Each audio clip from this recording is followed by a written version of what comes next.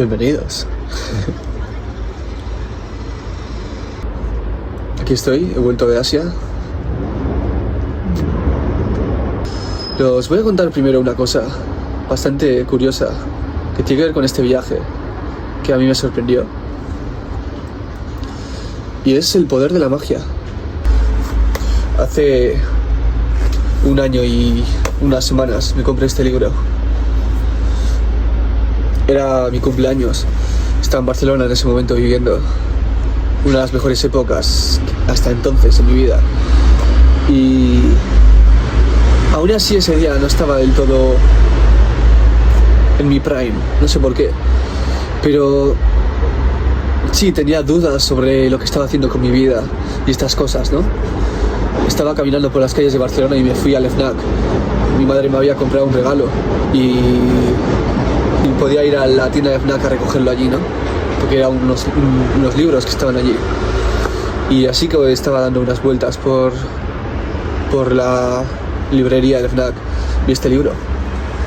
Y me acuerdo que en ese momento me estaba un poco preocupado por cómo estaba gastando el dinero. Y me estaba rayando con eso, ¿no? Y cuando vi este libro, pensé en el fondo de mi mente, cómpratelo. Y claro, pues valía 30 pavos. No quería gastar ese dinero. Estaba viviendo solo en ese momento, ¿no?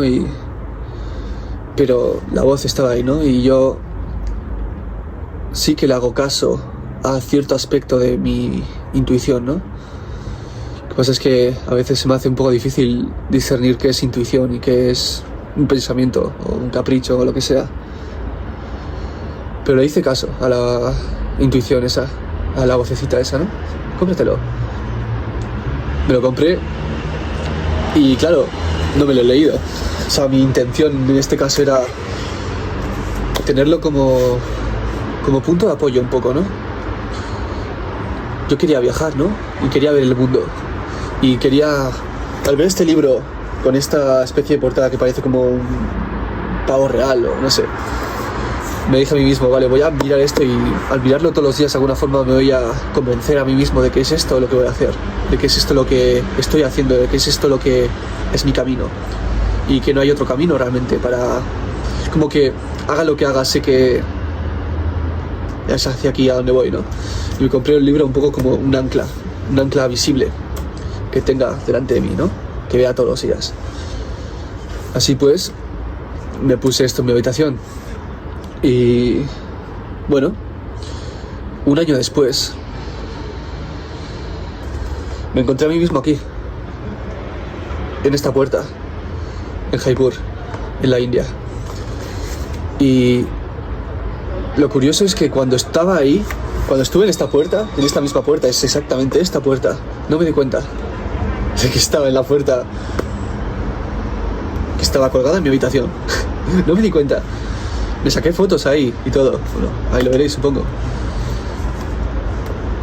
No fue hasta exactamente un año después de comprarme el libro, es decir, cuando volví del viaje a la India, porque casualmente compré el viaje de vuelta, elegí el día de mi cumpleaños para el viaje de vuelta, ¿no? Y pues así, cuando llegué a mi casa, me quité la mochila con la que llevaba 2 meses dando vueltas por Asia. No sé, me quité un poco estaba con mi familia, estaba contándoles un poco alguna otra cosa, tal, no sé qué. Y le estoy hablando a mi padre sobre Jaipur, entre otras cosas, ¿no? Y le quería enseñar fotos de los palacios. Y en el momento en el que vi las fotos de Jaipur y vi esa puerta, fue en ese momento en el que me di cuenta de lo que había pasado. De alguna forma había ido a ese lugar, pero no me había dado cuenta hasta exactamente un año después de comprarme el libro, el mismo día de mi cumpleaños.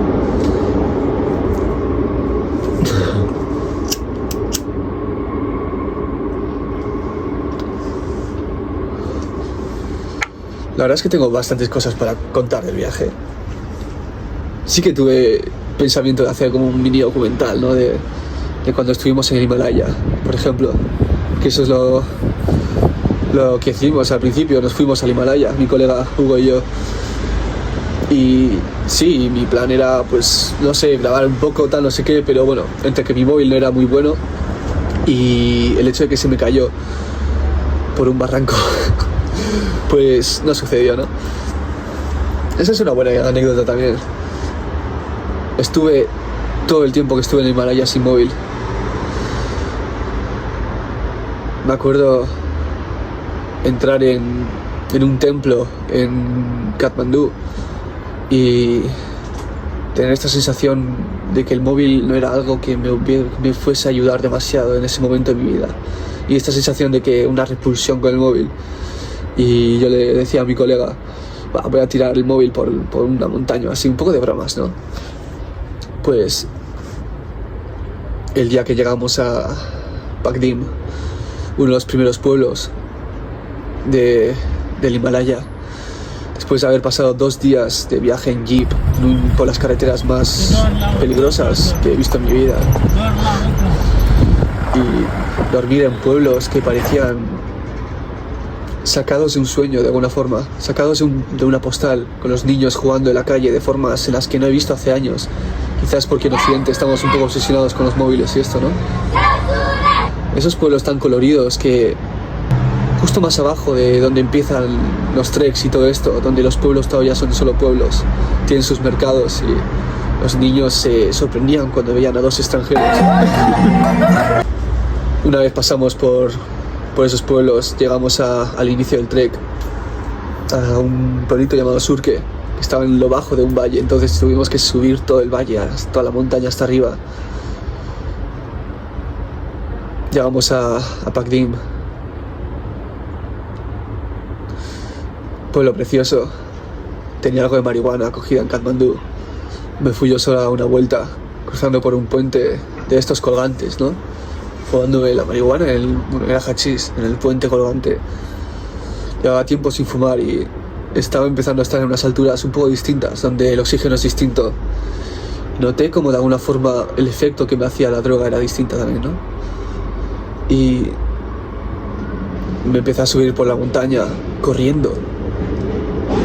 Del éxtasis que sentía de alguna forma, estaba muy emocionado, ¿no? Y subí la montaña, una montaña que había ahí, y me di cuenta que el camino se bifurcaba, ¿no? Había un camino que seguía hacia arriba y otro camino que iba hacia abajo, y pensé, vale, voy a ir hacia abajo para no perderme demasiado por aquí, ¿no? Hice eso y me di cuenta que el camino desaparecía. Y seguí por el camino y el camino se convertía en pared, una especie de pared que no recomendaría bajar a nadie. Yo con el porro en la boca pensé, voy a intentarlo, voy a probar. Y me puse a bajar, una especie de pared peligrosa. Y empecé a bajar, yo todo emocionado, con la música, los auriculares, el porro en la boca, las manos usándolas, ¿no? Y se me ocurrió la brillante idea de, voy a hacerme un vídeo, voy a grabar esto. Saqué el móvil y se me cayó por la montaña, básicamente. Intenté recuperarlo, pero a medida que bajaba me di cuenta que el camino se hacía más y más peligroso, y hubo un momento en el que me di cuenta de que igual no debería estar ahí y de que era realmente peligroso lo que estaba haciendo. Y tampoco es que tenga ni idea de cómo se hace eso, ¿no? Y tampoco es que fuese una pared que estuviese bien. Las rocas se caían a veces cuando las pisaba. No todas eran seguras, a veces sí, a veces no. Y empecé a tener miedo por mi vida. Entonces dije, a tomar por culo el móvil, voy a preocuparme por mí y por bajar esta montaña bien. Y cuando decidí eso, usé un poco la adrenalina, ¿no?, que me daba el momento para disfrutarlo y para hacer de él un buen momento, ¿no? Y decir, vale, estoy enfrentando ahora a la montaña, es a lo que he venido. Y llegué a estar en un momento bastante preocupado porque me di cuenta que no podía bajar. Me quedé en un punto muerto, no podía ni subir hacia arriba ni bajar. Me quedé ahí un buen rato un poco así. La razón por la que no podía bajar además es porque las piedras que pisaba abajo no se sostenían y se caían. Pero con paciencia, un poco conectando con la montaña de alguna forma, no escuchando a la montaña, como eso era muy místico, pero al final es eso, ¿no? Sientes la montaña donde pisar y donde no. Conectas con el espíritu del sitio. Y poco a poco bajé. Gracias a Dios, porque estuve los 18 días que estuve en el Himalaya sin móvil. Y creo que hubiese estado demasiado preocupado del móvil y del Instagram y las historias y el no sé qué y no sé cuántos. En vez de eso, sí que saqué fotos, le pedí a mi amigo fotos y tal, ¿no? Pero sí que me liberé de alguna forma de eso. Y bueno, así pues, nos fuimos hacia el campo base del Everest.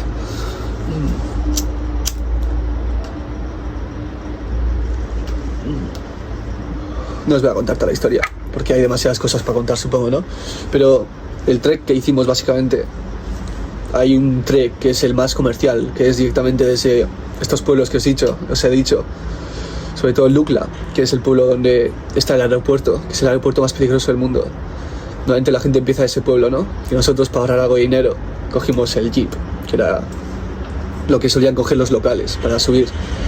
Y que, por cierto, ese jeep era una gatilla de anchoas, ¿no? Íbamos 11 personas, no cabíamos. Me acuerdo un día que fui en la fila de adelante, el conductor no podía girar las marchas bien porque estaba en mi pierna, pero aún así lo hacía. Y bueno, aventura, ¿no? Una vez partimos hacia arriba, en vez de coger el camino directo que coge la mayoría de gente, el más comercial, ¿no? Que va desde Lukla, que es el pueblo del aeropuerto, hasta el campo base Everest. Nosotros hicimos el rodeo a través de todo el parque natural de Sargamanta, y pasamos por 3 pasos entre valles, por eso se llaman los 3 pasos. Y pasamos el primer paso, bellísimo, y justo después cayó una especie de nevada, una pequeña tormenta de nieve, ¿no? Así que nos quedamos ahí sin poder avanzar, en el punto más alto, a 5.000 metros de altura. Y intentamos subir al Kalapatar, que es un pico de 5.600, bueno, no lo subimos, ¿no? Pero intentamos ver el amanecer desde ahí, que es lo que hace la gente, ¿no? Ver el Everest de color rosa, porque le da el amanecer. Pero estaba todo nublado, así que no podíamos ver nada. Y la mañana siguiente fuimos de nuevo y tampoco pudimos. Es la vida, ¿no? Recuerdo, ahí arriba el aire es distinto, y estar un par de días ahí sí que es un poco extraño. Duermes distinto, el tiempo pasa distinto. Sientes frío porque allí las habitaciones no tienen calefacción. Increíblemente puro el aire, ¿no? La gente es distinta. Es un lugar bastante aislado, pero al mismo tiempo hay mucho turismo. Todo montañeros. Solía encontrar libros en los hostales a donde íbamos. Los llamaban lodge allí. Y en cada lodge cogía los libros que había ahí, ¿no? Y luego los dejaba. Alguno me lo robé, pero bueno. Algún libro que había comprado también lo dejé ahí, en algún lodge cuando lo acabé. Y bueno, cuando acabó la nevada, creo que duró 4 días o algo así, que de hecho hubo un helicóptero que se estrelló y todo, que salió de las noticias. Seguimos a los siguientes 2 pasos, que de hecho tuvimos mucha suerte porque no hubiésemos podido hacer el camino que hicimos si hubiésemos tardado un día más, se hubiesen cerrado los pasos. Pero bueno, una vez pasó la nevada, seguimos al siguiente paso. Tengo algunas fotos del segundo paso sin camiseta con algunos nepalíes. Fumándome un porro también ahí, que ahí fue ¡buah! Me dio una paranoia de que me iba a dar un derrame cerebral y estuve echándome, bueno, me metí la cabeza en el río y todo, estuve metiendo hielo debajo de mi gorro para que no me diese un derrame, ¿no? En el cerebro, que es lo que pensaba que me iba a dar, no sé. Al final nunca sabes lo que va a suceder, no tienes ni idea de nada y, bueno, estaba un poco fumado, ¿no? Pero bueno, al final sí que vi el amanecer y el atardecer cuando llegamos a Gokyo, que en Gokyo, que es un pueblo también a, no sé, 4.800 metros quizás, no sé, hay una pequeña montaña de Gokyo-ri que llega a subir a 5.400 o algo así, y desde su cima se ve el Everest, el Lhotse y todas las montañas, todos los 8.000, 7.000 y 6.000 que hay alrededor, y subí para ver el amanecer. Mi amigo me despertó a las 3 de la mañana porque habíamos bromeado, en plan de, sí, yo voy a ir. El tío como, cállate, ¿cómo vas a subir? En plan, a las 3 de la mañana. A las 3 de la mañana, no sé, estábamos los dos despiertos por casualidad o algo así, y me dice, ¿qué? ¿Subes? Y subí. Y fue de las experiencias más increíbles de mi vida. Pero no fue tan increíble como cuando el mismo día, después de haber bajado del Gokyo-ri, y mi amigo se fuese a hacer un camino bastante chulo en los lagos y tal, y yo me quedase estudiando un libro que había ahí sobre yoga y tal. ¿Y si subo de nuevo? Cogí, fui a donde mi amigo, bueno, de hecho se me ocurrió en el camino hacia mi amigo, vi la montaña, vi que estaba empezando a atardecer y dije, no me lo puedo perder. De hecho ya llegaba tarde. Y subí. De nuevo, 2 veces en un día, ¿no? Tampoco es para tanto, porque ¿qué tendría como 600, 800 metros como tal, lo que es desde la base hasta arriba del pico, ¿no? Subí y fue las mejores experiencias de mi vida, no sé cómo ponerlo en palabras. Se puso todo en colores rosas y morados. Estaba viendo el Everest ahí delante de mí. Empecé a tener una especie de flashback de uno de los mejores momentos de mi vida también, de hace años, viendo un atardecer. Y... sí, ¿no? Los Himalaya.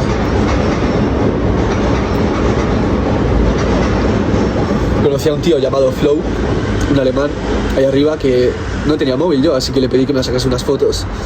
Me sacó unas fotos con su cámara y tal. Y... luego, bueno, sí. Cuando ya se estaba haciendo de noche, que ahí empezó a entrar el frío, empecé a congelarme yo y empecé a bajar, ¿no? Cantando, que solía cantar, no sé por qué. Me di cuenta que mi luz no funcionaba y seguí bajando, ¿no? Por la montaña. La verdad es que aunque no tuviese la luz frontal esta, la lamparita esta, podía ver, más o menos. Pero apareció el tipo, el Flow, el alemán, y me empezó a dar luz él. Y el tío iba rápido, así que yo también dije, o sea, bajamos corriendo. Me dije a mí mismo, vale, pues voy a ir rápido porque, no sé, no voy a hacerle esperar porque me está haciendo favor. Y no solo eso, yo también quería bajar corriendo, ¿no? Como una especie de prueba. Estaba empezando a resbalar un poco, pero, podía. Y fue una curiosa experiencia, ¿no? Porque bajé el camino de noche sin poder ver, pero había un tío llamado Flow que me daba luz. Y tuve esta especie de noción de, sí, tú fluye, la vida te dará la luz, te dará el camino, ¿no? De alguna forma, te dará la luz con lo que ver el camino. Y era curioso porque incluso sin aquella luz podría ver, ¿no? Pero tenía este tío detrás que me daba luz. Así que estaba seguro, en cualquier caso. Un abrazo de la vida, ¿no? De alguna forma. Y pues bueno, conocimos a unos chavales, una pareja, un inglés, fuimos todos juntos y hicimos el siguiente, ¿no? El último. Y este último que hicimos, el tercer paso, el Comba La Paz. Buah, criminal. Fuimos... hostia. Casi que las segundas personas en hacerlo. El día anterior lo hizo una persona porque después de la nevada es mucho más difícil pasar por ahí. Y fue un tío el día antes que nosotros que tardó como 10 horas o no sé, mucho más de lo que había que tardar. Y el tío contaba que la nieve se le subía hasta aquí, hasta la cadera. Y se hundía en la nieve, claro. Y gracias a Dios que pasó ese tío antes que nosotros, porque si no, no sé cómo hubiésemos pasado. Por suerte teníamos sus pisadas por donde pisar, porque a la mínima que nos salíamos de ahí nos hundíamos.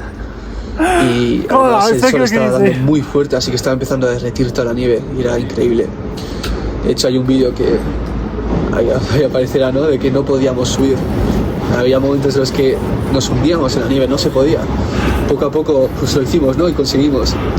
Estos pasos solían tener 5.200 metros de altura, más o menos. Y este creo que fue igual el más bello, el más increíble, el último, ¿no? También. No sé, se me está haciendo difícil poner todo esto en palabras porque es una experiencia tan grande, tan... no sé qué decir, la verdad, porque no se puede transmitir en palabras, ¿no? Pero por suerte puedo, no sé, contar un poco la historia y contar ciertas cosas que sucedieron.